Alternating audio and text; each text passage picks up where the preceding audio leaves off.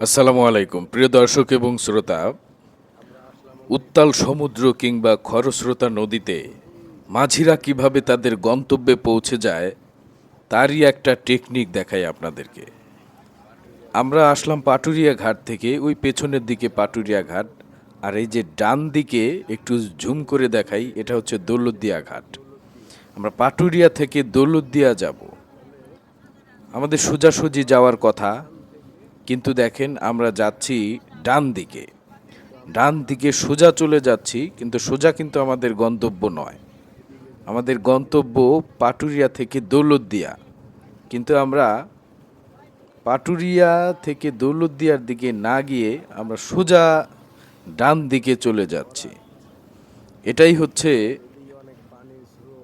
দক্ষ নাবিক, যারা দক্ষ মাস্টার, দক্ষ মাঝিদের এটাই টেকনিক। কারণ এখন নদীতে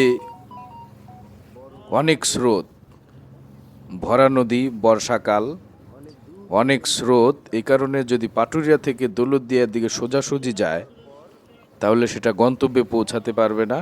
স্রোতের কারণে লঞ্চ অন্যদিকে চলে যাবে বা গন্তব্য থেকে অনেক দূরে চলে যাবে। এজন্য ডান দিকে সোজা টান নিয়েছে, সোজা দিকে যাচ্ছে।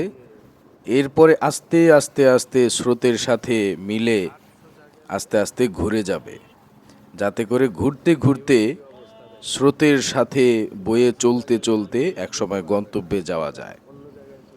কিন্তু সোজা গেলে সেটা সম্ভব হবে না। এটাই হচ্ছে দক্ষ নাবিকদের, দক্ষ মাঝিদের টেকনিক।